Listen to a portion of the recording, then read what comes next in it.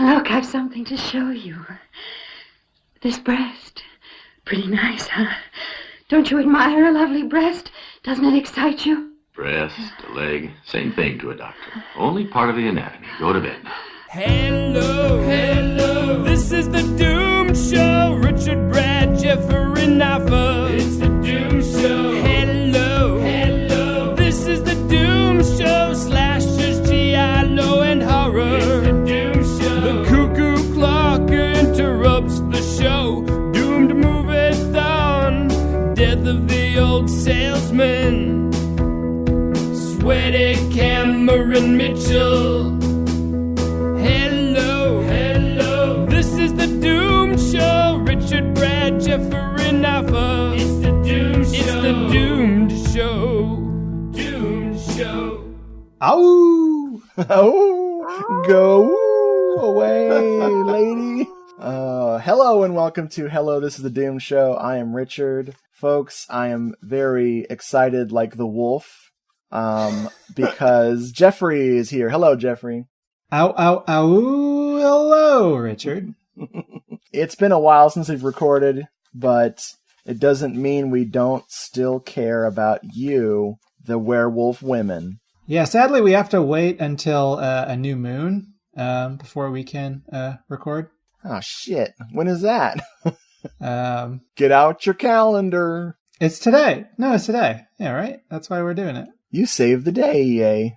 Thanks, moon. We are talking about Werewolf Woman from 1976, directed by legend in his own right, Reno Di Silvestro. Man, this guy. I thought you were going to say legend in his own mind. That too, especially when he's talking about his own film. Oh man, was there an interview on the disc? Oh yes. Oh, I didn't watch it. What's great about that interview is if you fast forward, you can still see the subtitles and actually read it as fast as you can instead of sitting there for 25 minutes or however long it is waiting for him to slowly speak. And also the interviewer's his first language is not Italian, so he speaks very slowly as well. Oh, believe me, I have done exactly that for several of the Jess Franco interviews we've watched. This film is also known as La Lupa Magnara, or, here we go, Daughter of a Werewolf. Not true. Naked Werewolf Woman. True. She-Wolf. Yeah. Half and half. Terror of the She-Wolf. Debatable.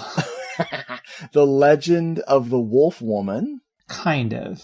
I think those are the main ones that I found. I did find a trailer, a very wonderful trailer for this. I found one was just the usual Italian that's way too long. Then I found a longer one that I think was just a clip of the movie. And then I found the magic Legend of the Wolf Woman as distributed by Dimension Pictures in 1976. Like the same one that released Scream, the subsidiary of Miramax, Dimension Pictures? No. Much different dimension even. Woo! So here's that trailer right now. An evil that turns her life into a bloody and terrifying nightmare that never ends. The Legend of the Wolf Woman. Daniela is born and reborn in an act of reincarnation that is as sensual, as violent, as bloody, as anything you will ever see on the motion picture screen. First, she will seduce you with the frenzy of someone possessed. Then, she'll show you the soul of a creature that must devour the men who loved her in order to live. The Legend of the Wolf Woman. So brutal, so horrifying that it was kept from the public for over a century. The demented passions in The Legend of the Wolf Woman will eat you up. So, all you need to know about this movie is that it's real good. It's got all of the intense transformation sequences. It's got very rigid, strict rules as to silver bullets. And, what you need to know is that it is definitely a werewolf movie. all hour and how long? 30-something minutes. Definitely all hot werewolf action from front to back. So much wolf, you can't even shake a paw at it. Woo! That sound effect is going to be dropping in a lot on this episode. Until the movie abandons the werewolf shit, and then we will too. So we got about 5 minutes of werewolf then. Okay. This was distributed and produced by Dialchi Film, which released favorite of ours, Nightmare City. Oh. It was also distributed by a company I could not find any info on called Amanda Films Limited. Okay. Just presume that Amanda had a production company. Which Amanda? That Amanda? Exactly. Dimension Pictures, the aforementioned Dimension Pictures, but not that Dimension Pictures. Dimension Films, I think, is what it is. This company distributed in 1976 Dr. Black and Mr. Hyde. I've seen that. Drive-In Massacre. Oh, that's another movie. It definitely is a movie.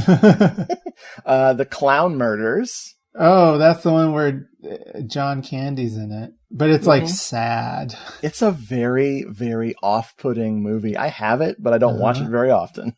Yeah, that's what I've heard. And also Black Emanuelle was one of the few Italian things that they also distributed. The first one? I believe so, whichever the 76 one is. Okay. The black one. Well, I think there are several. Oh, shit. The tagline I found on the American poster is, "A true story so brutal and horrifying, it was kept from the public for over a century." What? I'm very confused now. Are they saying the present day action was a century ago? Because that makes no sense.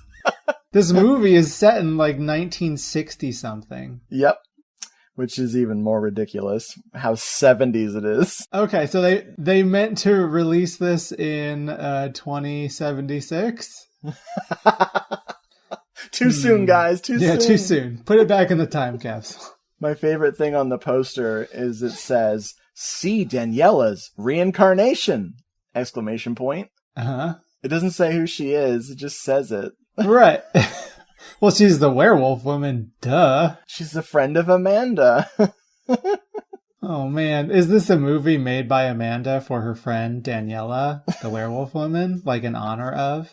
I think these girls need to have a talk. Something's going on. Oh, boy. Something's wrong here.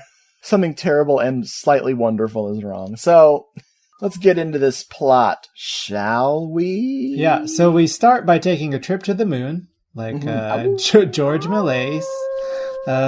Just like zoom in. For a movie not directed by Jess Franco, there are quite a few zooms to be beheld. Oh my God. This thing. Oh, real quick. Did you watch the old Shriek Show DVD or did you watch the new Blu-ray from good old Raro Video? Raro. I was watching the Blu-ray. How does it look? It was pretty good. I mean, as far as Raro stuff goes, which is like usually a pile of shit, it's like slightly better than that. Yeah, it's not like noisy or smoothed over too much. It's good. That's always a concern. It's very decent. Yeah. So I watched the good old Shriek Show DVD because I'm old school or a cheapskate. And the menu screen, the woman, there's a luscious lass on the menu screen, and her name is She Who Does Not Appear in This Feature. It's clearly a picture of a model they bought. It's so great. Yeah, no, I'm looking at the cover of the Shriek Show, and it looks like January Jones from Mad Men, Don Draper's first wife. Yeah, that's not the werewolf woman. Who are they? Who are they fooling? Why would they change the poster for this movie is so great. Why would they even change it? I can't. Shriek Show is a wonderful and mysterious company.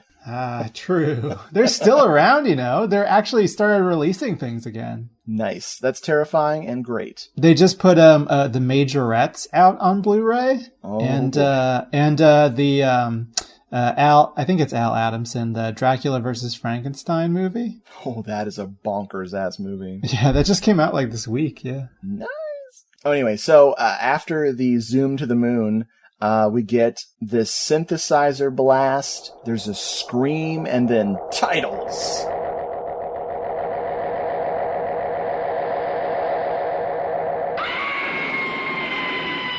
Yeah, there's a lot of synthesizer blasting in this movie. Oh, thank God. And there are variations on, the style, the tone, the tenor of this music. And boy, did I note every one of them. Yes. Music is by Coriolano Gori, but also someone named Susan Nicoletti, but I couldn't find any info on her. Interesting. Mr. Gori, or Signor Gori, did a lot of comedies and westerns primarily. However, he did some cool gialli like Death Walks Lightly, AAA masseuse, good looking, offers her services. Greatest title for anything. And Without Trace, and one I've been looking for called Killer Without a Face from 1968. Sounds good. I gotta say, 1976 is pretty early for a synthesizer score. Well, they were kind of in development, by the late 60s. They were pretty easily available for people who were running sound studios, and they saw it as a way to cheaply replace actual musicians like an orchestra and stuff like that. And I'm glad they did. Of course. Yeah, I guess what I'm saying is that I can't think of many movies from this period in Italy or elsewhere that would rely on this rather than a composer with a full orchestra or band. Yeah. If you took the synth out of this movie, it'd just be awkward silence the whole film. Just about. Indeed. Oh, but there's some great music coming up. Some cues that are, like you said, are just fantastic. Mm-hmm. But for now, drums. Jungle drums. Very, very zombie-esque, if you will. You expect some voodoo, but you don't get any voodoo. You get a circle of campfires. Yeah, you get our werewolf woman herself. Well, her ancestor. Yes. Played by Anique Borel. You've heard of her because you haven't heard of her. She's in a couple things. Oh, good old Reno Di Silvestro was she never did anything else. That's false. It's also not true. It's almost true, but Yeah. She's in some naughty movies, like something called Erotic Encounters. Yeah, but she's in Truck Turner, that Isaac Hayes movie. What? That's what it says. She plays Stalingrad. Stalingrad. The city? She is enough woman to be a full city. Oh, man. Lietta was like, she doesn't look like a woman at all to me. She kind of looks like a dude. Really? I think she was clothed at the time. That must have been one of those rare moments. Yeah, she's clothed for over 5 minutes of the movie, or less. Spoiler, I think Anique Borel makes this movie. She is so dedicated to this terrible, terrible role, and she gives it her all. Dude, you are reading off my notes. It's exactly what I wrote. I'm not saying it's good, but she is all in. Yes. So she starts off here around this campfire, you might say. It is, she fell into that burning ring of fire, and she burned up that dance floor. Oh my God. The undulating. And she's going full Romeo on us. She is grinding her vagina at the camera. The best part is when her vagina, it's a close up on her vagina gyrating over Dagmar Lassander's name. That's my favorite part. I wonder if they did that on purpose. That was awesome.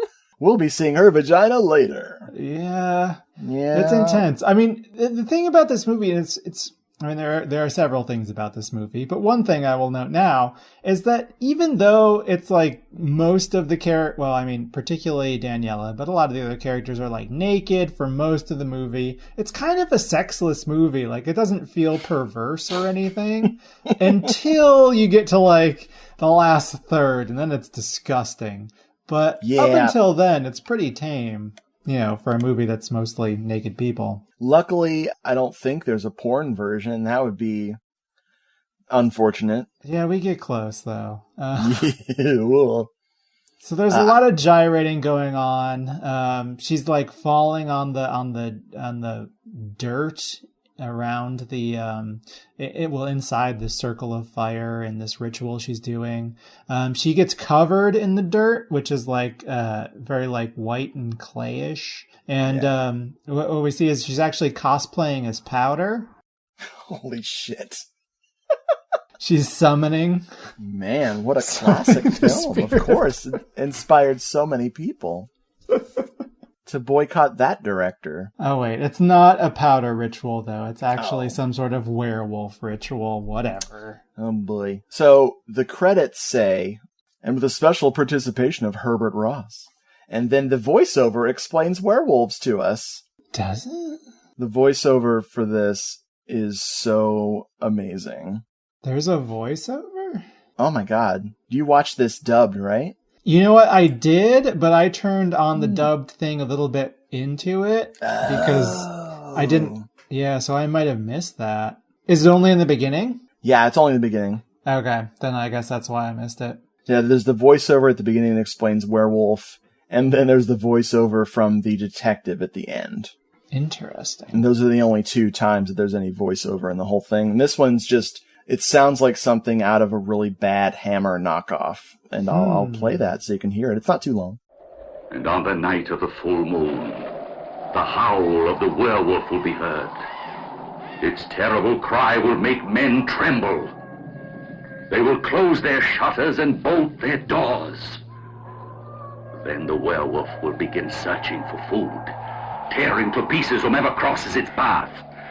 And when fully satisfied, it will go back in hiding in the depths of the woods until the next full moon. And if it finds a pack of real wolves, it will join them. Not until it is discovered and killed, not until after death, will it regain its human appearance. And then our star wolfs out. Well, sure. We'll say that. I wrote, oh, the were-boobs. Yeah, I gotta say, some hairy pointed teats in 1080p. Nothing better. Too bad it's only 1 pair, you know? Those nipples on this werewolf woman are, I mean, they're like little sausages just popping out of her big fake boobs. They actually scraped the inside of my TV real bad. It's really annoying. Oh, all those pixels lost. But oh, what we gained. Immediately, before we move on, let's just talk about this look, because apparently the special effects were by a real person and not by, the child of a real person. No. They were by a real person turning into a wolf, right? Because this is what werewolves look like. They have one hell of a unibrow. That's about it. So this was just her going method, literally becoming this creature. Yeah, she got bit by a wolf. Yeah. According to the interview, it's Carlo Rambaldi did these. Who? That's a name I recognize. Who did? He went off to Hollywood after this, but he did a ton of stuff. Like I want to say he was the one from E.T. Huh. Let's have a look. Boy, he was slumming it here, huh? King Kong, the 76 one, Close Encounters of the Third Kind, E.T., yep, Alien, all this stuff. Night of the Devils. His finest work can be found on the French sex murders. Oh. You mean when he makes that guy look like Humphrey Bogart? Yes. Exactly. What a transformation. Man, we need to do French sex murders, by the way. Oh, absolutely. Oh, dude, I'm down. That's an instant. Ugh. You heard it here first, folks. We're going to be adding that to the list. List it up. But yeah, according to Reno Di Silvestro, that Carlo Rambaldi was uncredited but worked on this film. Oh, that feels like something he might be lying about, Just Can't like, prove it. Yeah, we had somebody really good make this makeup, so, don't knock it. He was definitely in Italy around then. So maybe. Maybe it was his cousin, Carlton Rambaldi. He looks strangely like the character from Fresh Prince, but Italian. So she has hair taped on her, or glued on her, She's got the unibrow. I call it a nose guard. She's got a nose guard going on. Yeah, nice. She has those painful contacts from this era. Yeah. These red contacts, and she's drooling. I was kind of hoping they'd do the Alka-Seltzer so she'd be foaming more. That would have been fun. It is terrible. She doesn't do much. She just kind of squats in a bush for a while. I mean, what we don't really realize is that she is in that bush for so long because she's pooping. Oh, why didn't I think of that? Yeah, I mean, unlike most canines, werewolf women really need their privacy. But once she is done, she kills a dude. Well, we have to note that this is the period section of the movie. Yes. This is the part that's happening 100 years prior. This is even though she has the same name and is played by the same actress, this is an ancestor of our eventual main character, Daniela. And she's also named Daniela. And she is a princess? Something like that? Yeah, I think... she's she's upper class. We find out later that her father is a count of some kind. There you go. So she's a mini countess. I don't know. I don't know what the daughter of a count is named. I love the angry villagers. They come from the tiny town of Expositionia. They bring a lot of talking. Yeah, they bring that, but not a lot of anger. They are not the mob that you'd expect. They're very lackadaisical. They're like, oh, we heard some howling over here. They thought the torches were enough, and that's all they needed. What's happening? What's going on? Count's daughter Daniela has disappeared. But why the torches? Why are you armed? We heard the howls of a werewolf. We gotta be ready for him. You never can tell. We gotta get him before he gets us. May the saints in heaven protect us! Are you sure Daniela has disappeared? She went out for a walk in the woods before dark. That's what we've heard. We've gotta find her before it's too late. Come on, grab a torch. Join us. Yeah, so the leader of it is killed by Daniela 1.0. But she doesn't do it with like her werewolf claws or anything. She does it with a hatchet that I guess he was carrying. Oh, this is great. She bites his throat a little, and then steals his hatchet from him and brains him. And I'm like, man, if the whole movie's like this, it's not. It's so not. And then we cut to her being apprehended. She is still gyrating because she just can't stop. Gyrating with abandon on a burning stake. And we cut back to the crowd as she's about to burn, and one dude's face in the crowd says it all. And it sounds a lot like Ernest P. Worrell after he's been slimed by the troll in Ernest Scared Stupid. And it would go, ew.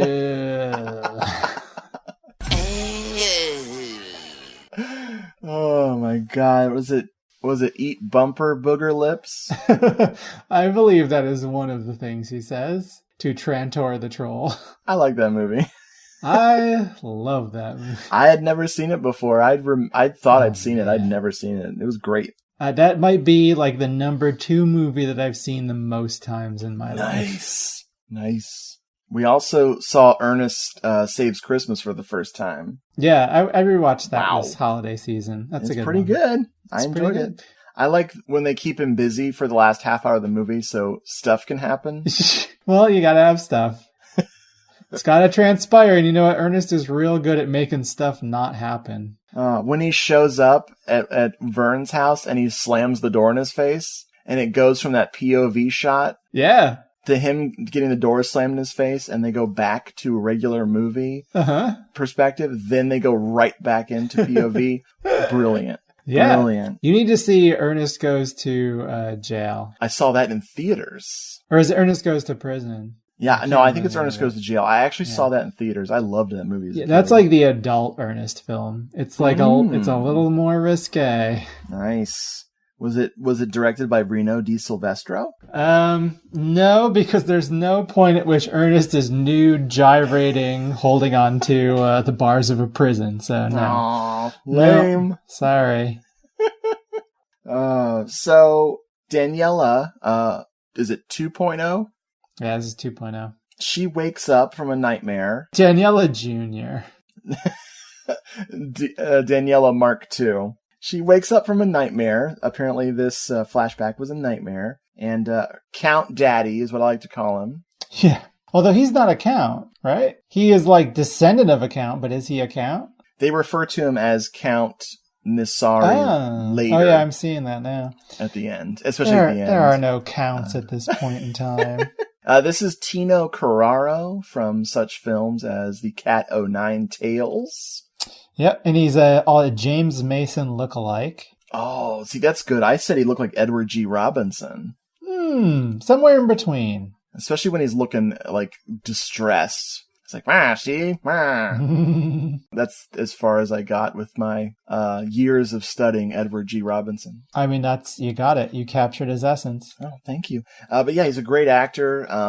In the interview, Reno Di Silvestro says that he helped Tino give his best performance because Tino had never played the father of a she-werewolf before.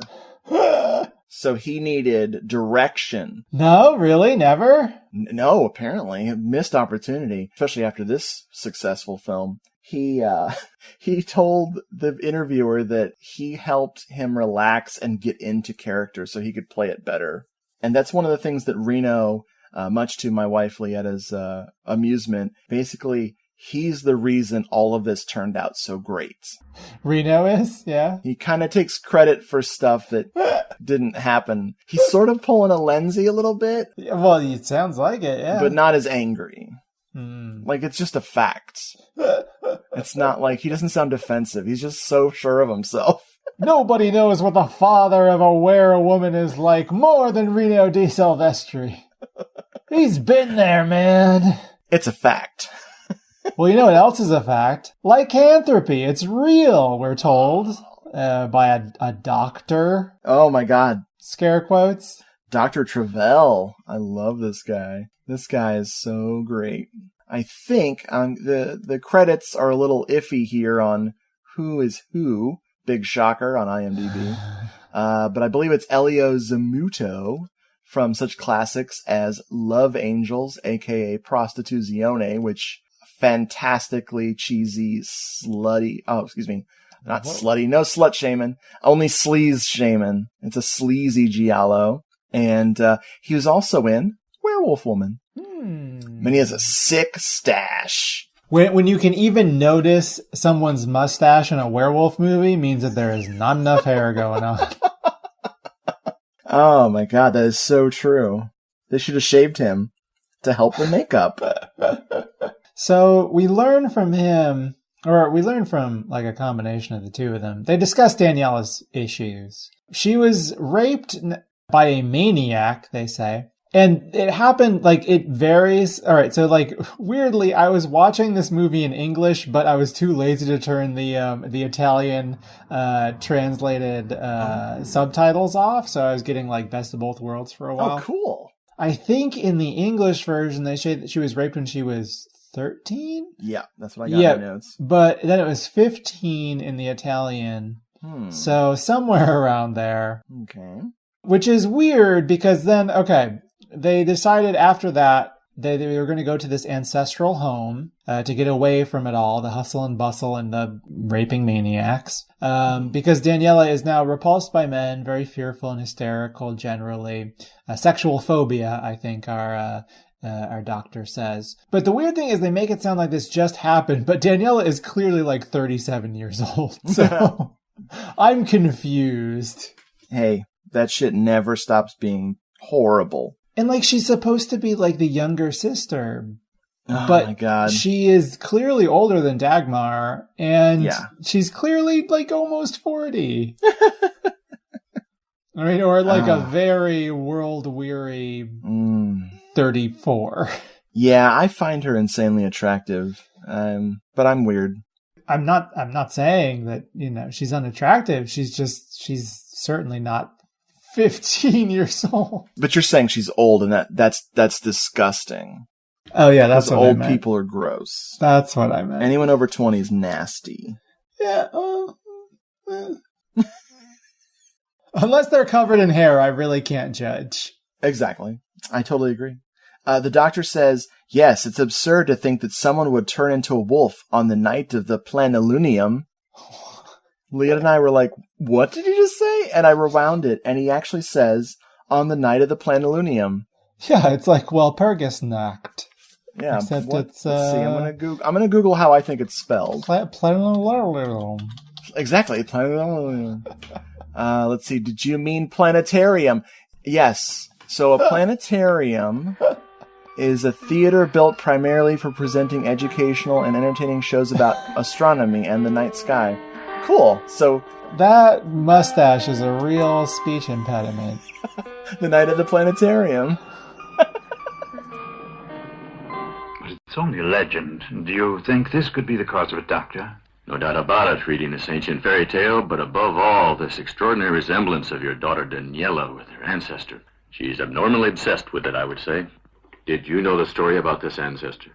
We talked about it around the house, but to us it was just a legend. We can't accept such ridiculous legends. We'd be mad. It would be ridiculous to think that anyone could turn into a wolf on the night of the plenilunium and act like the beast committing animalistic acts, sexual and demoniacal. And yet lycanthropy exists, my dear Count. Are you suggesting Daniela's a... Please be calm. The phenomenon has already been analyzed. It was proven, really. The father says, Count Daddy, I can't believe that my other daughter, Elena, turned out so great. She's in America studying nuclear physics. I think her name is... Oh, that's so weird. It sounds like Irena in the English dub. No, yeah, it does. In the translated of the Italian was Irene. That's weird. I think IMDb is wrong on this. I don't trust IMDb. Well, they're bull slap. I think it's Irena, yeah. Irena. I call her sis a lot because I was not sure what they were saying. Yeah. Call her the scientist. Yes, the scientist. One of my favorite plot points here is Count Daddy is talking about how when they return to this ancestral home, he tried to renovate the place. Yeah. But Daniela is obsessed with the old furniture that he didn't clear out. Yeah. And so I'm like, is he explaining the set design? Yes. Like the incongruities of the set? I think it's called justifying. Yeah. Oh, right. Yeah. Well, thank God he did it, because I couldn't accept what was happening. Couldn't accept it. Everything else in this movie makes sense. Yeah, I accept werewolves. I don't accept, anachronistic styles clashing together. I love in this scene how Dad is frustrated, and he's like, Doctor, please explain her condition to me. And then the doctor does, but it's the most gobbledygook garbage. Oh, it's delightful. Excuse me. Please only refer to him as Count Daddy. Okay, sorry. Okay. Count Daddy. Count Daddy. But yeah, this pseudoscience, psychobabble, etc. is awesome in this movie. It's the best. Mm-hmm. So the next thing I noted is that Dagmar shows up. Yeah. And she is the older sister of Daniela, and she is a nuclear physicist because why the fuck not? And they come for a visit with her. Is it her husband? Yep, it's her husband, Fabian. Okay. Yeah, Fabian's her husband. And Fabian is also a convenient flashback, has us know, a reincarnated version of the villager she ripped the throat out of. Yes. At the beginning of the movie, yeah. This actor is Osvaldo Ruggieri, and I don't think I've seen too much of his. He was in The Killer is on the Phone with Telly Savalas. He looks familiar. He's got that general Italian look to him. I don't think he says more than just a couple things in this. So, he's here. He's a man of action and near penis shots. One scene that we missed is when Daniela is swimming. And she gets out of the pool, and her and Dad are just chillaxing by the pool. And the cable arrives saying that her sister and Fabian are coming. And she seriously goes from, serene to total dickhead instantly. She's like, well, this ruins my vacation. Specifically, she turns to the camera. She is looking into the camera. The camera zooms in, and she says, That's the end of our vacation now. Yeah, it was a great moment. She said that to us. Yeah, she was letting us know our vacation is over. Now we got to deal with the rest of the movie, which I agree because things go downhill. Oh, completely. That's what happens when you have nuclear physics. Don't put nuclear physics in my werewolf movie because it'll stop being a werewolf movie. At dinner, Daniela looks haunted by the moon. She's just staring out at the moon. While Dad and Sis and Fabian are catching up, Count Daddy says, "The director of the nuclear center is an old buddy of mine." And I don't remember what they were talking about, but I like that part. You gotta find the small pleasures. Yeah. Sis comes over and asks Daniela what's wrong, and Daniela immediately goes into autopilot, like android robot talking. And she's so checked out that it's just fantastic. So checked out, she's almost like me. Oh, burn!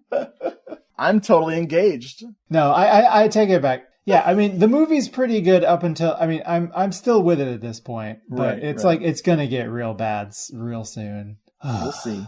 Okay, see what happens. But we'll keep going. Sis complains to Count Daddy about Daniela's behavior. Why can't she be happy for me? Which is just awesome. That night, Sister Dear, good old Dagmar Lysander, and her husband get it on. Kind of. I mean, she gets on him and they sit there. It's not a lot of movement.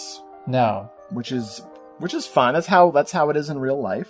I mean, there's a lot more action happening with Daniela, who is licking her finger lasciviously. Yeah, she gets naked, licks her finger very lasciviously, and she hears voices calling her. Yes. And then she sees a wounded ghost. I actually know who that is. That's the not ghost.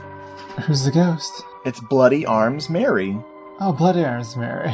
What you do is you have to use like a mirror, and you say, "Bloody Arms Mary, Bloody Arms Mary, show me your arms, because I want you to come out of the mirror and kill me with your bloody arms, Mary." Mm-hmm. And you say that 70 times. Only 7. If you say it 71, she doesn't show up. Oh. But her friend, Real Fresh Komodo Dragon, certainly will. Horny lizard! So, for some reason, Bloody Arms Mary, or Bloody Arms Daniela, really, let's get rid of it. Yeah, exactly, it's her. Because it's the ancestor, the werewolf woman, who's not werewolfed out because we already used that effect. Why ever use it again? Yep. Yeah, she has a familiar who is Real Fresh Komodo Dragon, who, while Daniela is lying down on bed, this Komodo Dragon gets all up in her business, and is like nuzzling her boobs. Yeah. It's real fresh. Awkward for everyone involved. This is the first of the couple sexual assaults we will see in this film. Yep. Daniela, the magic circle has been formed. We've been waiting. Observe my wounds. See what they've done.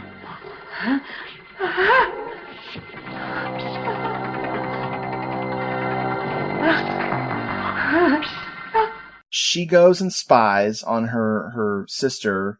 These scenes are very confusing. It's like we need to hurry up and get to her sort of fondling herself in the hallway, or else this isn't an Italian film. Yeah, I mean, we already had the double full frontal. Like, it cuts back and forth as the two sisters are getting undressed, and they are getting totally undressed. And then, yeah, Daniela has to feel herself up outside while, spying on her sister and her hubby. And, I mean, she's really feeling herself up, like, really. Man. This is the film where they actually use the entire frame of the camera lens just to show Dagmar's Lysander. I really like turning the actresses' names into euphemisms for them being naked. Like, that's what I did in, I was listening to Miami Gollum recently, and when I said, Laura Trotter went full Trotter, I think we should keep this up. Yeah. Okay, all right. We've seen a lot of Anix Borel. I can't do it. You have to do it. You're the jokey guy, Mr. Fun. It's too bad we don't see any of Tino's Carrero? Oh, I fucked it up. Count Daddy. No, that was good. That was really solid. That was good. Right. I like what we're doing here. Okay. While the sister is making love, there's this great mournful music that just sounds like I don't know, like warped AM gold or something. Like if you took one of those AM gold collections, just left it on your windowsill and then tried to play it afterwards. It's pretty great. We got that minimal, mournful, bleepy bloop score.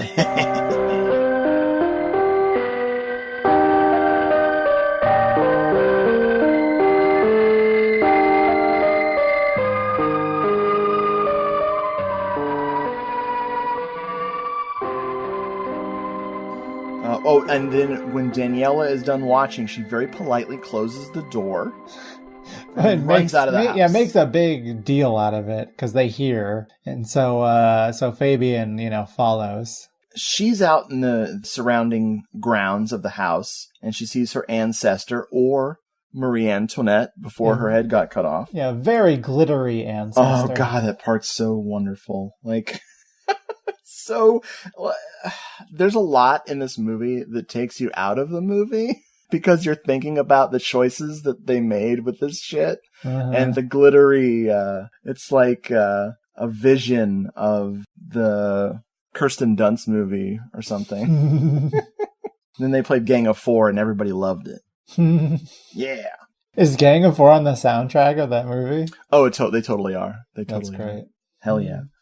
We see the funky old corpse hanging in the tree, which I had no idea what it was at first, but it's supposed to be the rotting corpse of the ancestor. It's pretty great. That's weird as hell, because doesn't Fabian see that? I was watching for that, and I don't think he sees it. What they did was they kept showing it and showing it. Then they cut to him looking for her, and it's sort of like...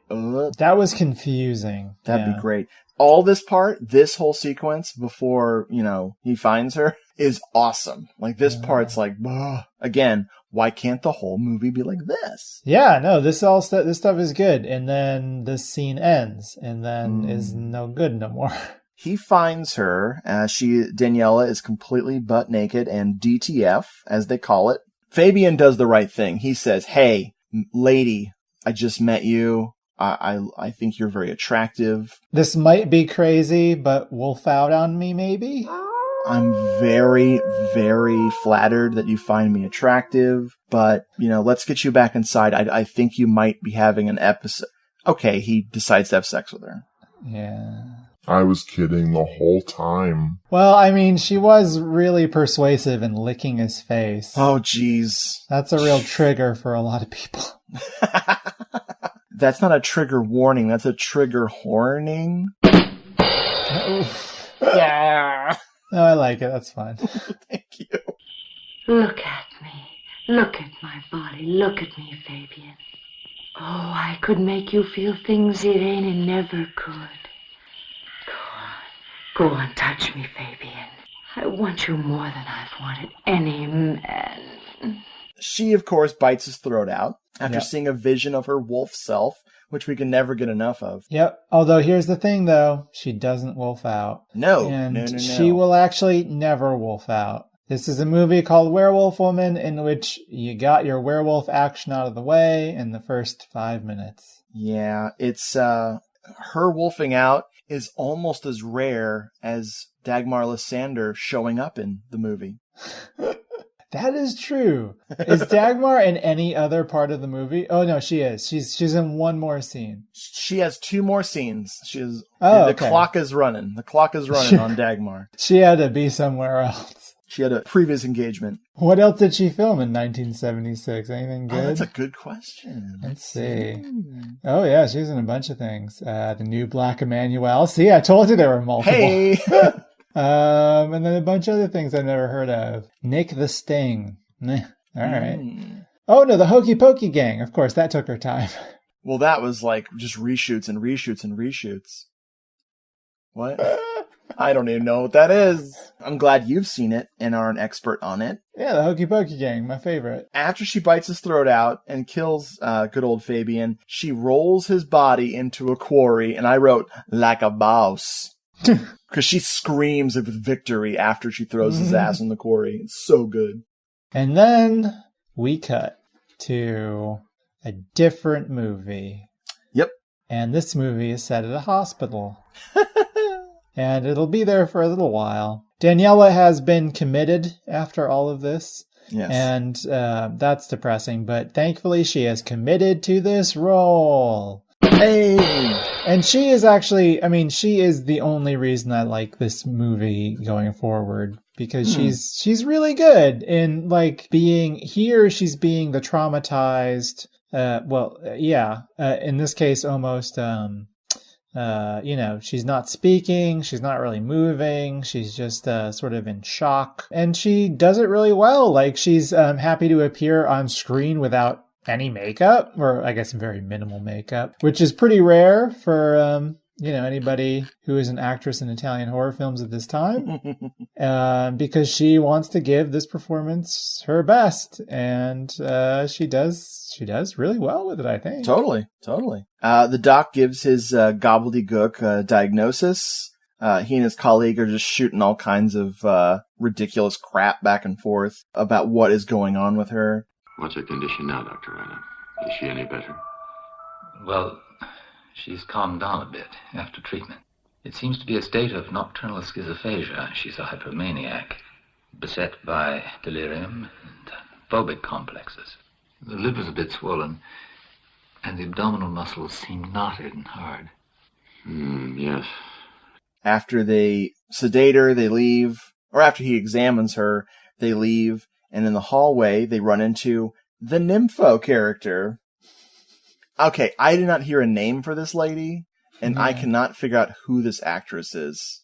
I have no idea. It's okay. But this is one of my favorite characters, because she has a transformation that is almost as elaborate as the werewolf makeup in a bit. Does she? Oh, yeah. And I wrote, she's fun. I also wrote that she's patient zero of the great STD plague of 1976. Oh. Yeah, she belongs in Slaughter Hotel or something. Totally. Good call. She's in the wrong movie.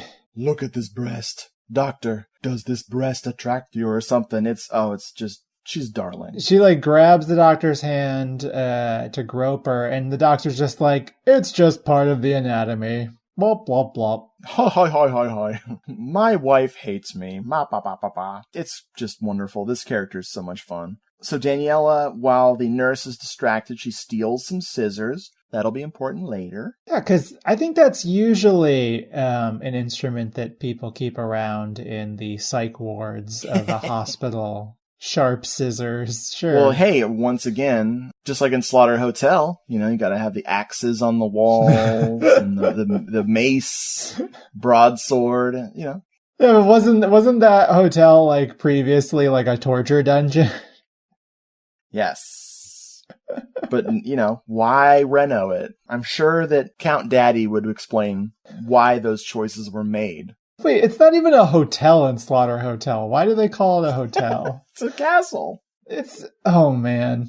Talk about another movie we need to think about. Oh God. Do I need that much vagina? Yes, I guess. I do not own that film. I get so burnt out. It just turned me gay. I like it. I like that I'm gay now. Anyway. So, Count Daddy and Sis arrive for a visit, and of course Sis is in mourning. We're going to find out that nobody knows yet that she killed Fabian. They just think he wandered into the woods and fell into the quarry. I thought, were there allegations that maybe he committed suicide? He threw himself into the quarry and ripped his own throat out on the way down. Hey, I did not see his face exploding on rocks a la Fulci, so I don't believe it even happened.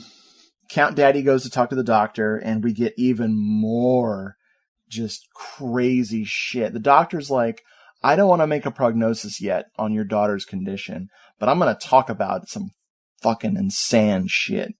And some fucking crazy shit. No, I like that. Insane.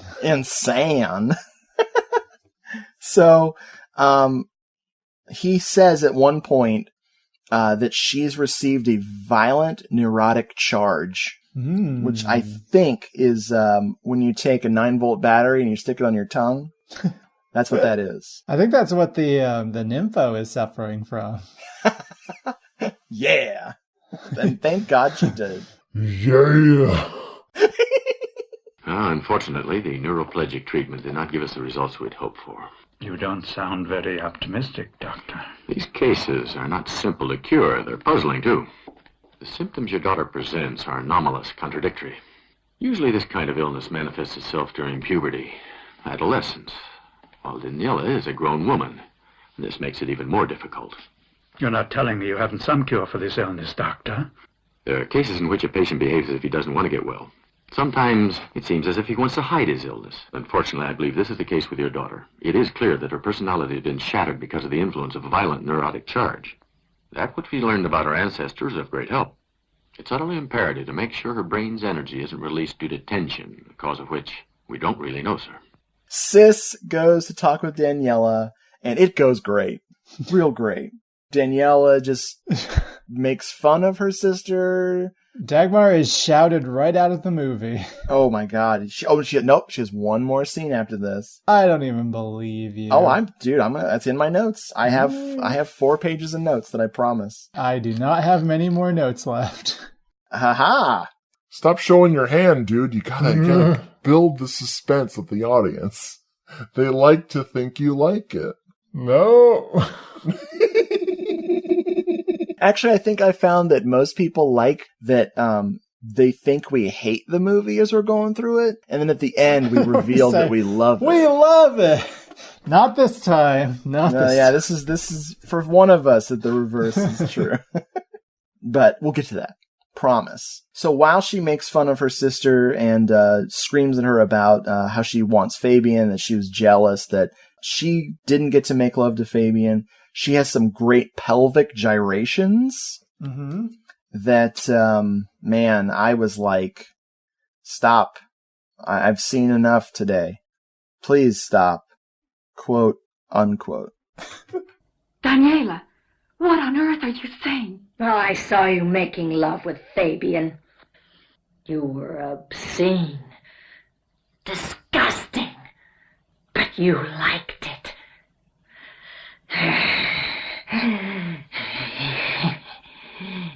I hate you! I hate you! You whore! You whore! Go fuck yourself! She starts spitting and screaming when the orderlies come in to wrestle her.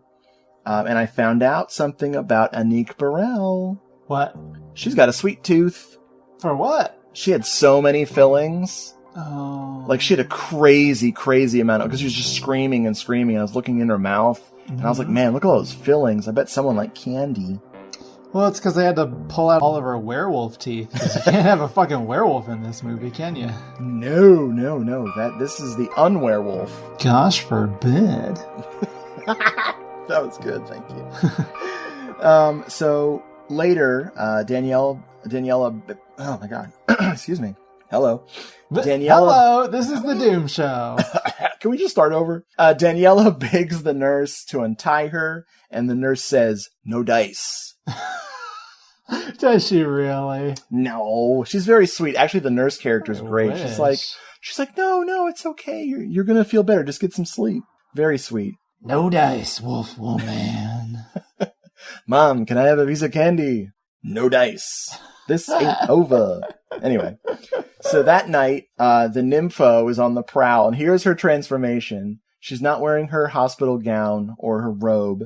She's wearing a black nightie, and her makeup was done by Federico Fellini for this scene. No. Dude, her makeup is like speaking of The Simpsons, Homer's makeup shotgun. Like it was set to Hooker. But it also looks like a bunch of Fellini's prostitute characters. Mm-hmm. And it is so great. Like, she's just terrifying. Like, anyone who thinks nymphomania is cool or sexy is going to be like, ugh! I have learned something. It's not either. Well, this scene is set to some very sexy bleep bleep music. Oh, man, it's great. It's great. So she's risking a lot by approaching Daniela. She's like, I've been watching you, and I'll untie you if you're good. And Daniela immediately bites her. And she's like, oh, like she kind of likes it. She has no idea what she's in for.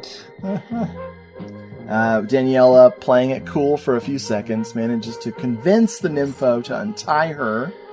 And of course, the scissors come out and she stabs the poor girl to death. Yep. Not very sexy, Daniela. Jeez. Like, I fully expected this to be... A lot of the beats of this movie are like... Yeah, well, this is a movie of missed opportunities, so well, I'm not surprised. Even opportunities we didn't want. Right. Like... all of the exploitation things you'd expect it to do, it just does... Well, it does, like, some of them. Oh, it does some of them. Oh, man, this movie gets so gross. Like, we're still in the chaste portion of the movie, believe it or not.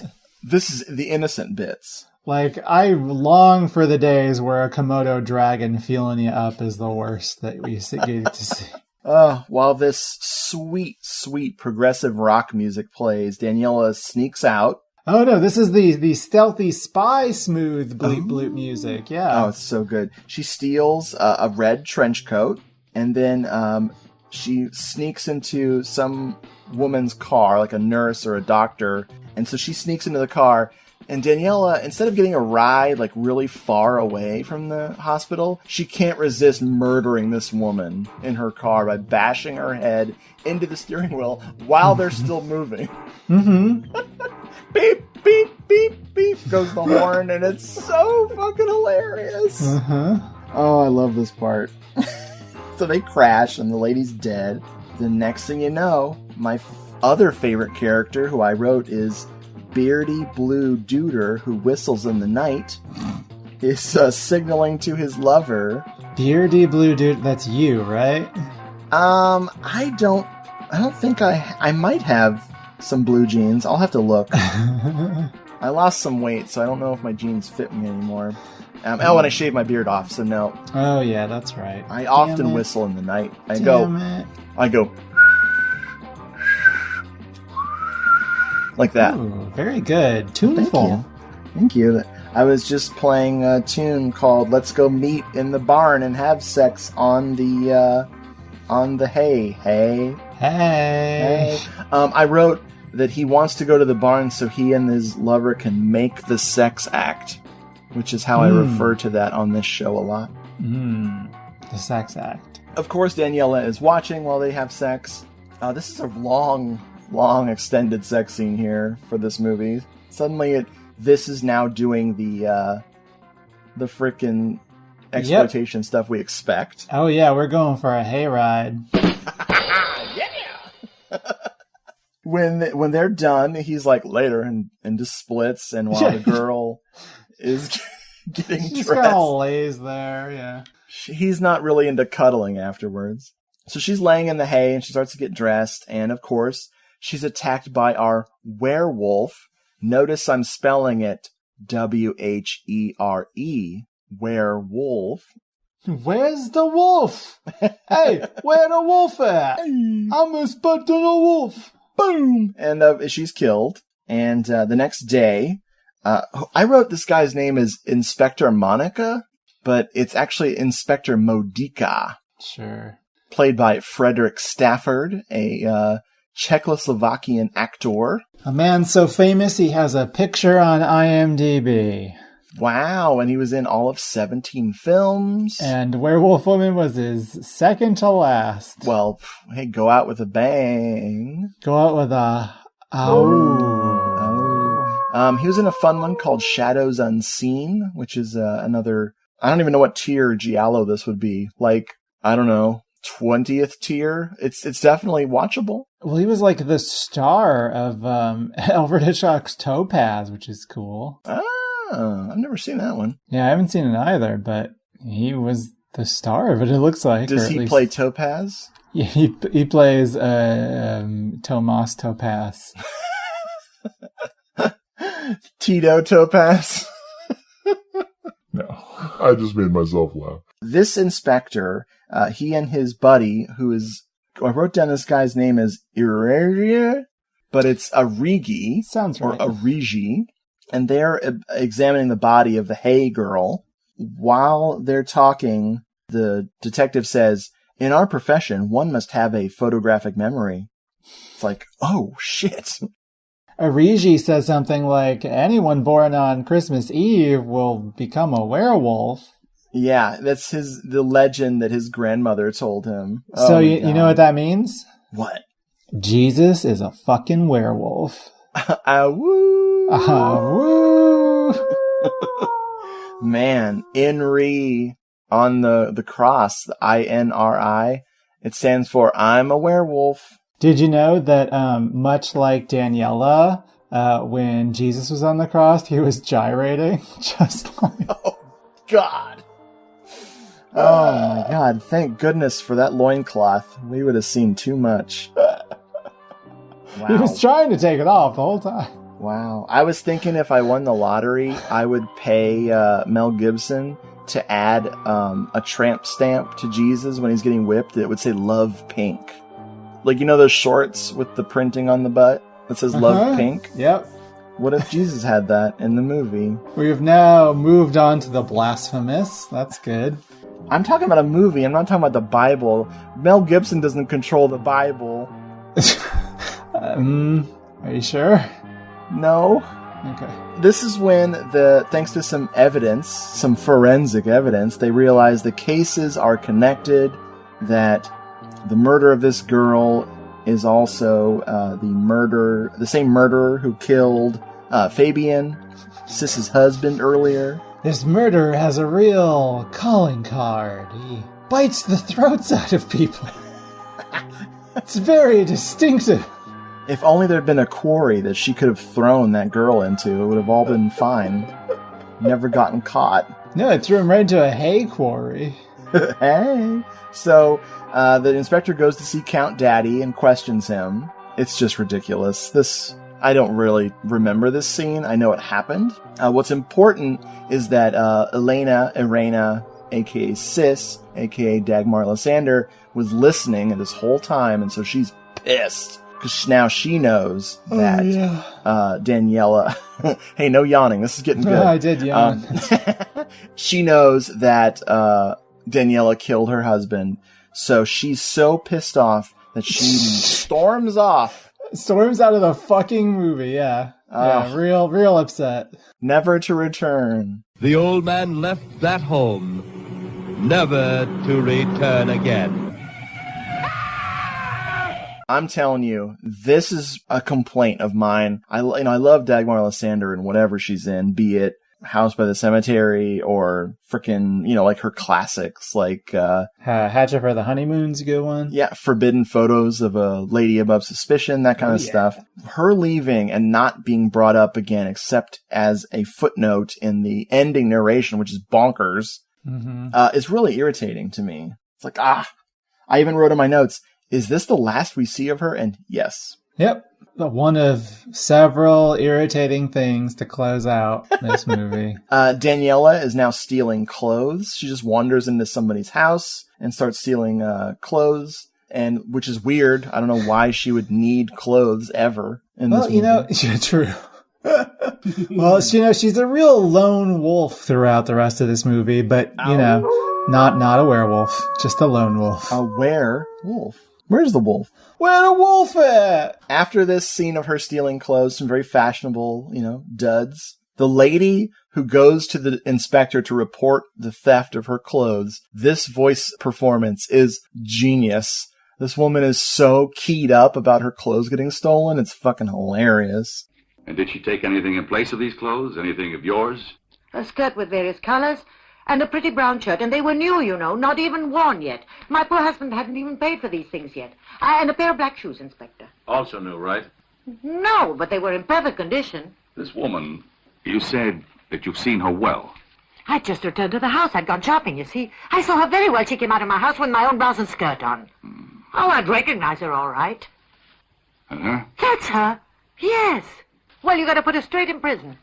That's where she belongs. Just think, enter into a house to steal, come and frighten a person to death. Imagine the harm she could do. You've got to arrest her, Inspector. We cut back to Daniela. She gets picked up by a guy. It feels like another movie entirely. Yeah, this is a very sleazy Robert Loggia voiced man. Oh boy. He's like a man who will only let silk touch his body. He won't allow any other fabric to come within 25 feet of him. Same way. I am so like that. Was this your cameo? No, let's not go there. Yeah, because this starts the, there are several interludes after, and this is the first, I guess there's been many of them. This movie is all just little, you could almost call them set pieces if they were at all intriguing. Yeah, these are the other episodes of Daniela, the series. Yeah, and they get grosser and grosser. Oh, totally. They get really cute for a minute, but this is the gross one. One of the gross ones. She's very lucid here. She's giving this guy this whole spiel about being on the run from her abusive husband. She's showing him all of the bruises and stuff that she has and blaming her guy. And he's like, okay, let's go back to my place. He keeps an apartment or a house, and he takes her there. And of course, at his place, he gets a little frisky. Okay. Yeah, he gets a lot rapey. He even yells, I'm gonna rape you. It's real unsavory. The movie has not really prepared you for this and the scene that's coming up. Well, the thing about this is that I got worried the first time I saw it, but then she beats his ass. She fucks this guy up. There's no rape. He's an attempted rapist, and she kills the shit out of him by biting his throat and bashing his head in. And this is why I love this actress, because she's screaming with blood, his blood running out of her mouth, and she is unsettled. It's awesome. It is some small comfort, but yeah, it's still a really gross scene. It's the last moment of light. Yeah. Well, no, I think there is good moments to come. There is one of her adventures really perks me up. It's coming up, but so we cut to Doc Travell and the inspector hanging out, and oh boy, these two are like that famous detective and doctor duo, Sherlock Lenny and Dr. Squiggy, or Sherlock Laurel and Dr. Hardy. This sequence of these two, the meeting of the minds, does not even do this justice. This shit's awesome. We get some hot psychoanalysis. Oh, God. Freud was actually spinning in his grave faster and faster during this entire film. Nah, that man was saying, from the grave, I agree. I am German-ish. True. Austrian man. My favorite line in this is Dr. Blobbity Blue is playing pool, and he asks the detective, do you play? And the detective says, I don't play, no, but I know the game. And it's like, what? Fuck are you talking about? I don't know the player, I know the game. Oh, God. The philosophical rigmarole that frickin' spouts on this bit is, oh my God, he gets so deep. Talking about this cosmic entity that we're all connected to explain how this werewolfy-esque thing is happening. Well, this is good because we only cover deep cinema here on this podcast. Totally. It seems that your guess was right. About that theory on lycanthropy, Daniele Messeri's case. I came to the same conclusion myself, although I can't give any scientific explanations. But how do you explain today's murder? It was a sunny day. Oh, why? Attributing it to Daniela Messeri? No question about it. She's suffering from ancestral complexes, you see. Based on what? You must know that the Messeris used to speak of what occurred 200 years ago to the family. But soon, in our poor Daniela's mind, it became a reality, supported by a portrait. She sees her own face in it. And now she is convinced her ancestor and she are one and the same. 200 years later? one and the same. We are all cells belonging to one immense entity that's universal and to us remains unknown. Seems we're surrounded by the occult, and so occult are also the processes of reincarnation. A very interesting theory, and somewhat fascinating. And logical.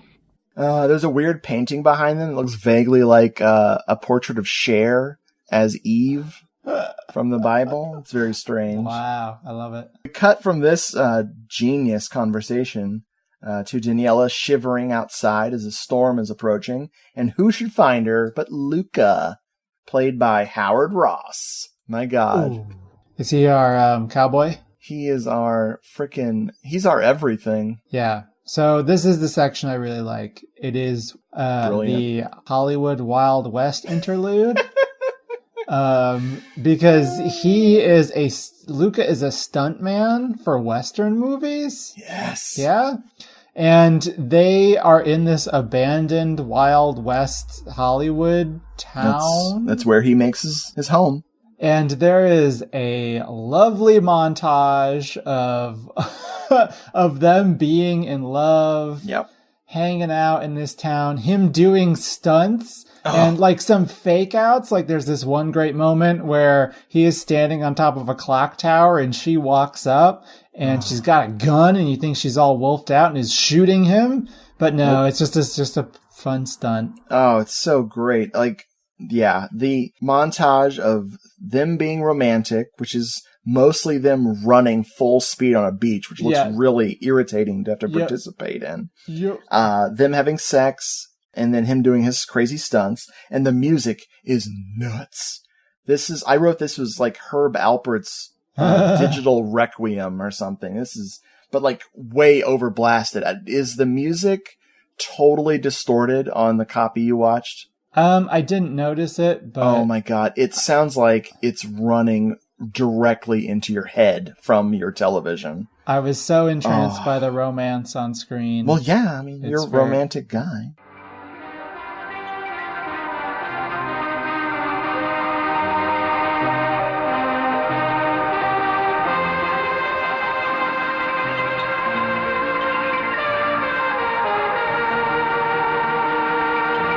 Nothing says love to me more than fake jumping out of a plastic window and then into the arms of your lover. Before the montage, he's making her dinner the first night she's there, and he's like commenting on how beautiful she is, and she's like kind of scared of him. And he says, "Don't worry, I'm not going to force myself. My women have always come to me of their own free will." Which is awesome because he's so sure that it's going to happen. And then he sleeps in his boots. Like he sleeps with his boots on. I thought that was great. Yeah, well, he's a cowboy. Cowboys never take their boots off. Fair enough. That's why they have gingivitis in their foot. Oh, God. Cowboys are like never nudes, but with their boots. They're just always wearing them. Nice. Like they've been living in this like Hollywood set town for a while. And Cowboy Luca wants to take it to the next level. He wants them to like find a real house. And Danielle, like while he's talking about their like future together, Daniela just can't commit. She's only committed to the moon. So, anything like putting her in a house is just going to cramp her style. Where's she going to go find the bushes to poop in? I wrote, she's got that bloodlust. She wants to kill him so badly that she has to stab herself in the hand with like a frickin' a little penknife just to keep from murdering him. He's like, in my work, in my profession, I have to be constantly alert. I have to be always aware of my surroundings. And she's lifting a knife like, oh, I'm gonna kill you. But yeah, do not settle down with this lady. She's just gonna lead you down a hairy, boobied path. With sausage nipples. Whoops. So after this, she goes to a payphone and calls up her dad. Oh, God. He's not pleased. No. Well, he hasn't heard from her in a while. She's been in other movies while he's been back in the old movie. And while she's doing this, she attracts the attention of this like leather-clad gang member. Oh, God. Here we go. And then the movie gets real bad. Yeah, I was disappointed that I had completely forgotten how bad this part gets. Oh, real bad. That night, when, of course, Luca is away, these 3 assholes show up. They break in, and they rape her on the stairs because, I don't know, Italy? I don't know. Based on what we've seen of this woman, she should have bitten off someone's dick and killed these guys immediately. But because exploitation cinema ruins everything, we have a rape scene. And it's not like 10 minutes long, and it doesn't turn into one of those horrible where the person just, the victim just gives in. But it's really strong, really nasty. It's very strong, yeah. It just fades to black, and then it's later that night. Luca comes in and tries to kill these guys, but unfortunately he brought a lead pipe to a knife fight, and he gets killed. Yep. And it's really confusing because then we go to a junkyard, and apparently these 3 assholes work there? Mm-hmm.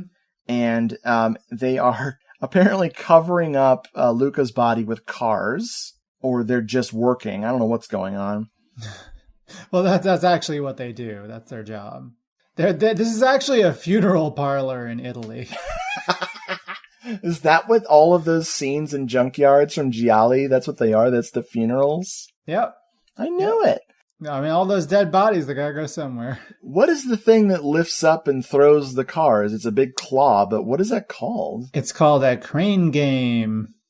A crane game? Yeah, like, you know those games where you can put in your quarters and crane out a stuffed animal? Yes. Well, this is what she does with rapists and yes. cars. So, luckily, it's not a great save, but if you have to do a rape revenge scene, at least do it right. She kills the shit out of these guys. She beats one guy with a pipe, and then when he goes to check on his buddy, she takes the frickin' claw of the crane game and just flattens the car with the guy in it. It's pretty great.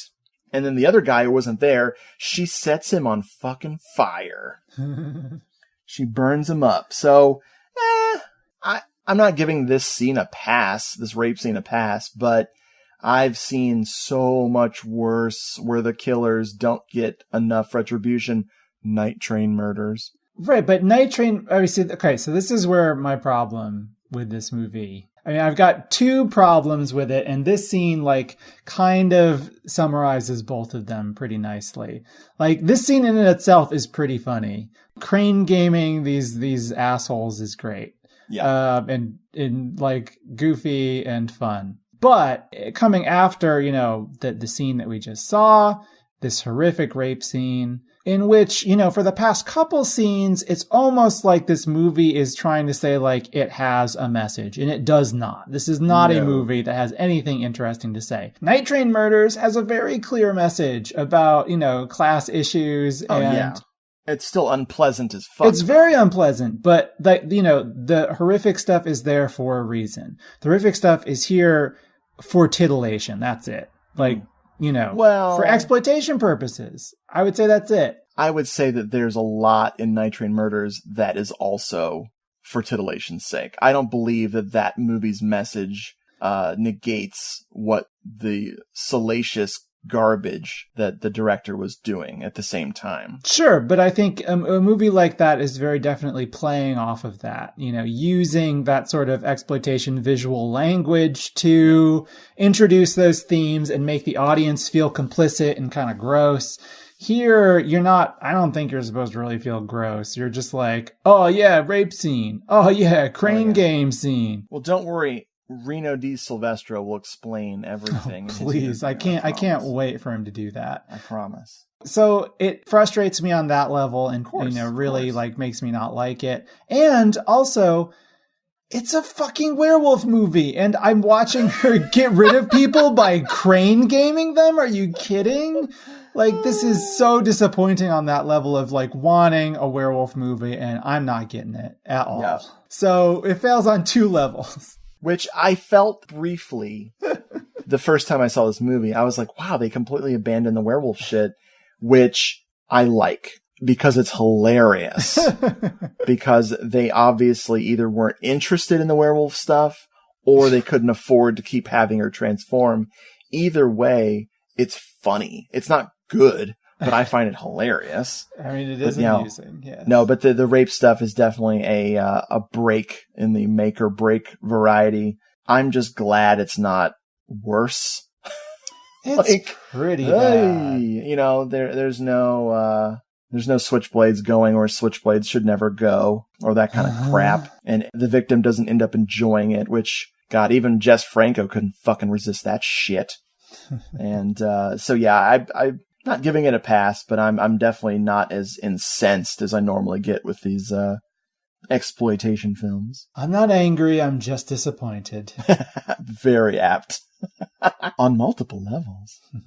All right, so the cops are talking, and the greatest weird plot point here is that some old woman who was at the market identified Daniela as the girl that Luca was seeing, because they found Luca's body and they know about these other guys who were murdered. They didn't know they were connected. So here's where the movie comes to a complete stop. Let me just say that first. I believe it because I only have 2 more notes and they're about the ending. So yes, makes sense. The inspector begins to ruminate over everything he's learned, in that all these cases are connected, which, holy shit, blows my mind.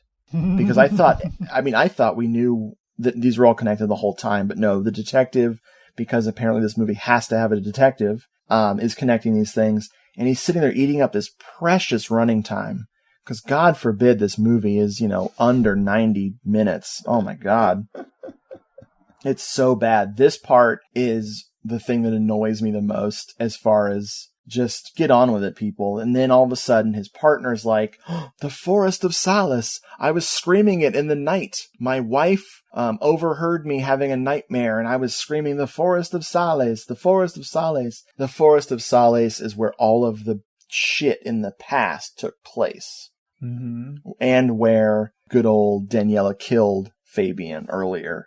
It's like the most stupid get from point 0 to point 00. Ugh. And this is also the forest in which our werewolf woman she's real ragged and stewing out. That's so good. I mean, she is literally dressed in like a rag, like her shirt is hanging open. Yeah, she's like hunched over. She's making some stew and eating it with her hands. Oh, dude, she's got the most elaborate camping gear for this stew making. It's so funny. She's all torn up, tattered, eating with her hands, but yet she has a pot and the freaking stick set up so it can hang perfectly over the fire. I mean, this is my girl. This is my werewolf woman. I wish she had been like this the entire movie. The whole movie. Yeah, good call. Just like some hobo living in the woods, making stew, like howling at the moon. Totally. The cops with their trusty dogs come running, and don't worry, Daniela's ready. She's got bundles of sticks. Yeah, magical bundles. Man. For a magic circle? But she makes a magic line instead of a magic circle and just sets fire to the whole set. Yeah. Yeah. But it doesn't really work because she doesn't close the circle off, so the cops are able to get in. Yep. They grab her, and the voiceover comes in. As the inspector gets out of the car, he sees her being apprehended by the police officers. Brad? I know, right? Hey, y'all. And so he suddenly has this narration that pops out of nowhere where he talks about, and very confusingly, that Elena, Daniela's sister, died in a mental institution, and then Count Daddy killed himself. And what is the postscript on what happened to Daniela? That the names have been changed to protect the innocent, etc. Irene Messeri, Daniela's sister, died in a mental hospital on September 23rd, 1968. Count Messeri committed suicide. Obviously, the names of persons and places have been changed, and any reference to actual persons and events is purely coincidental.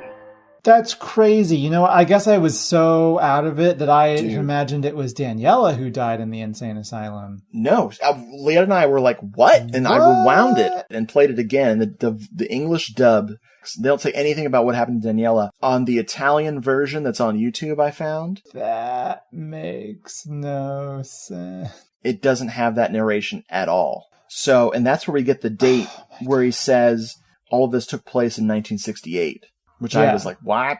I was fine with that. This don't look like it. Well, this movie held me, not lovingly. It was very forceful. Wrapped. Woo-yeah. Wrapped in attention. So while the cops are finally closing in and grabbing good old Daniela, and she's thrashing around, it freeze frames, and it says the end, and we get that ending music, y'all. Oh, I love the ending music. It's so bad in a great way. Play it. I'm playing. It's been playing, you. All right. The director himself in the interview, tell me. I fast forwarded it a lot, but I've read everything, I swear.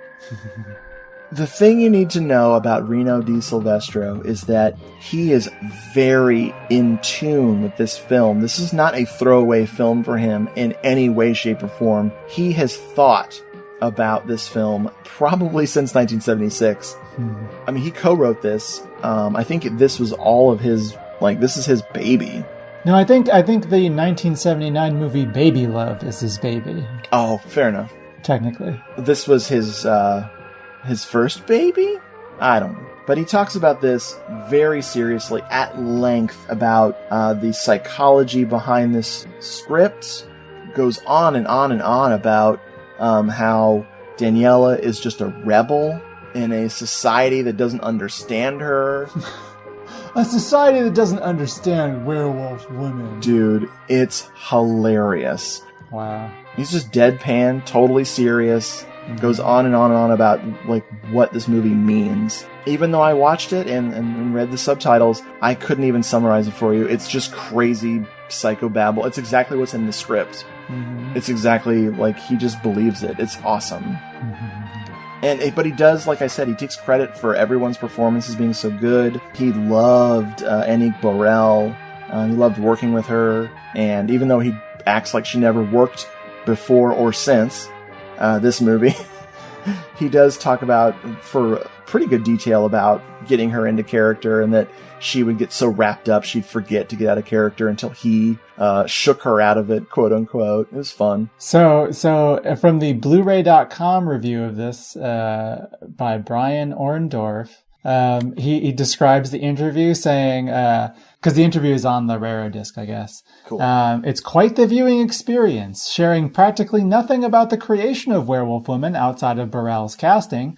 Di Silvestro instead monologues about the material's psychological and physiological realism with the theatricality of a late-night horror movie host. He's quite the character. Dude, and the thing that he talks about that really confuses me is the transformation sequence. Uh-huh. He talks about the transformation sequence like he's talking about a different fucking movie. Well, there is no transformation sequence. She rolls around in the dirt, and then she's got a werewolf face. He talks about the time-lapse photography or some stuff. There was none. He's like, you can do all this with computers now. I'm like, did you film something that we didn't see? Did you not watch this movie right before the interview? Yeah, am I hallucinating? Because there was no transformation scene. She's just not a werewolf, and then she is a werewolf. No, exactly. Just a couple of things about the people who worked on this movie. The producer, Diego Alcametti. He also worked on our lovingly favorite Nightmare City. The cinematography was done by Mario Capriati, who filmed one of my favorite spaghetti westerns, Johnny Yuma, with Mark Damon, which if you haven't seen, I highly recommend. Mm-hmm. And speaking of trashy-ass movies, the cinematographer also worked on Ruggero Deodato's Waves of Lust from 1975, which I don't recommend, unless you're feeling saucy. So, Jeffrey, how did you like this one? I don't. I like Anique Borel. She's great. Yeah. I wish she was in more things. I love the idea of a movie about a werewolf woman. I love the werewolf makeup, which is terrible. I love it. I love Dagmar Lassander. I wish she was in this movie more. Crane Game is funny. Wild West interlude is the best moment of the movie. That montage fills me with so much delight.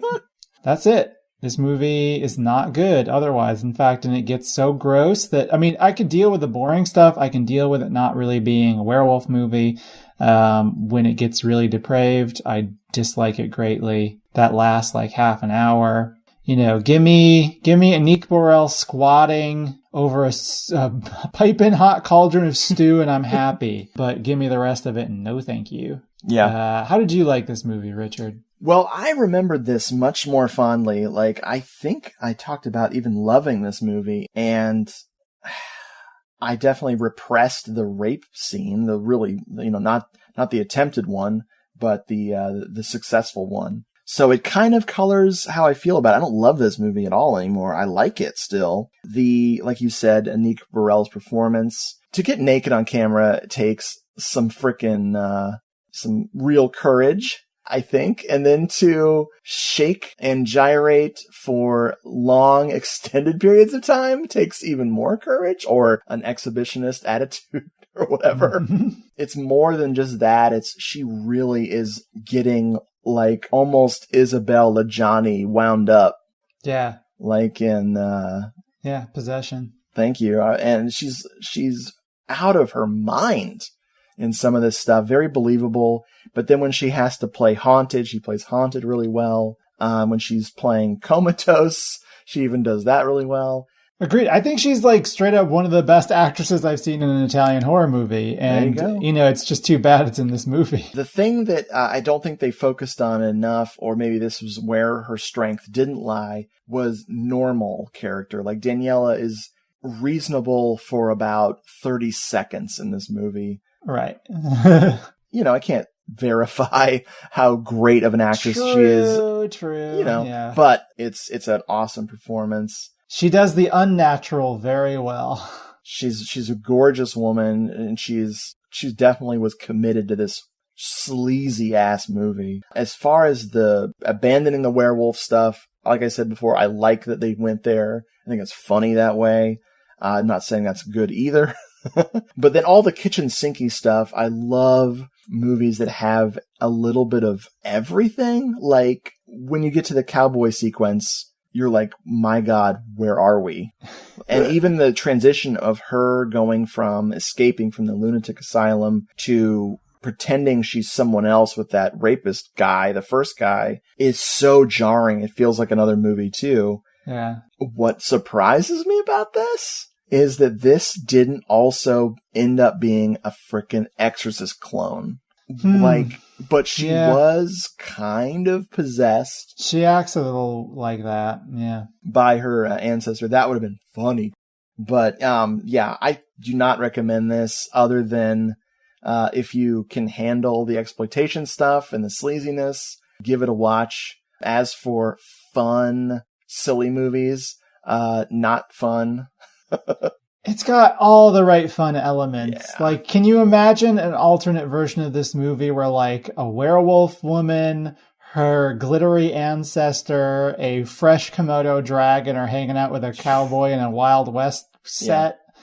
It'd be amazing. But this is not that.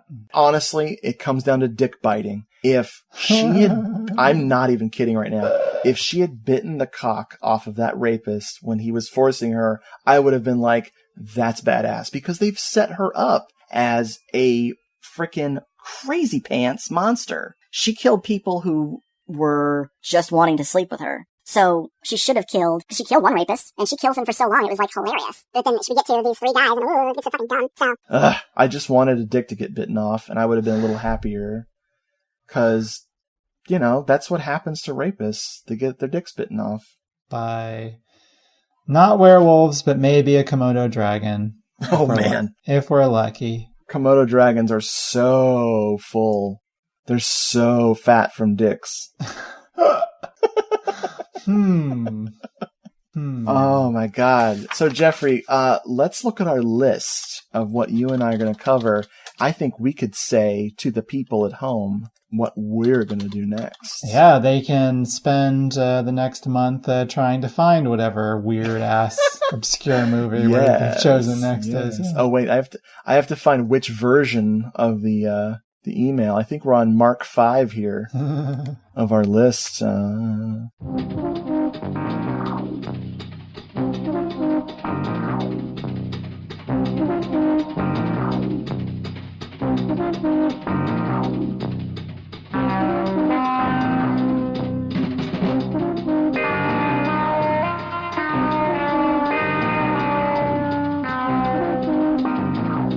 Our next film that we are going to cover is a little magical film called Iced. Iced, baby. Oh. Bum, bum, bum, bum, bum, bum, bum. From 1988. Yeah, directed by who? I can't Jeff remember. Whitney. Yeah, who did, he did Amok Train. That's right. Oh, God. Yeah. This is before Amok Train. Yeah, this is the movie that got him the Amok Train deal. All right, so Ice, 1988. We're gonna do it. It's gonna be rude. And it's gonna be cold, because winter. Brrr. Ew. What was that? That was, who is it in Amok Train who does rude? What's the actor? I can't remember. Oh, it's Bo Svensson. Yeah, Bo Svensson. That was Bo Svensson being cold. Oh. I thought he was trying to like do a sexy cat sound. Nope, he's just cold. Because he lost his scarf, remember? You know what Werewolf Woman needed? A long red scarf to choke the rapists or wrap around their dicks and rip their dicks off. No, just so she could wear some clothing. Just so she's warm.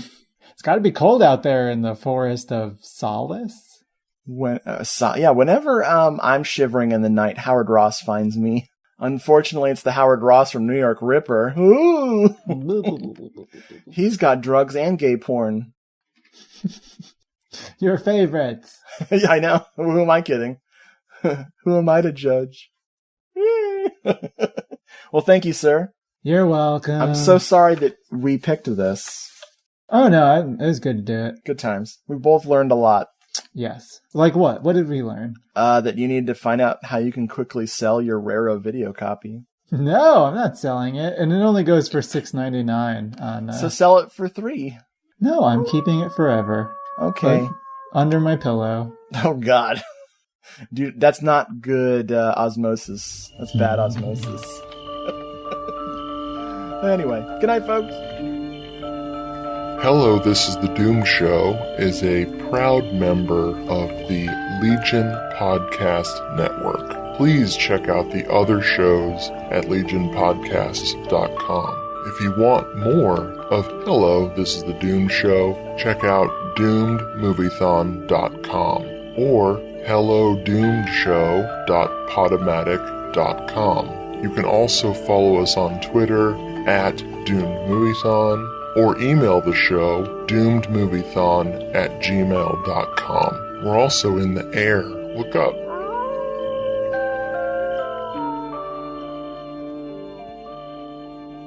Uncommon Interest, a podcast that takes you off the beaten path and kicks your ass. Your host, Craig Chaos, plays you music and discusses films and comic books. So stop on by and listen at uncommoninterest.libsyn.com and get cool Uncommon music and awesome stuff at uncommoninterest.bandcamp.com. Don't come running to me when you wake up in the city morgue with a tag on your toe having been beaten to an unrecognizable... Uncommon Interest. Hello, I'm Gore Blimey, and I'm your host on the Trilogy of Terror podcast.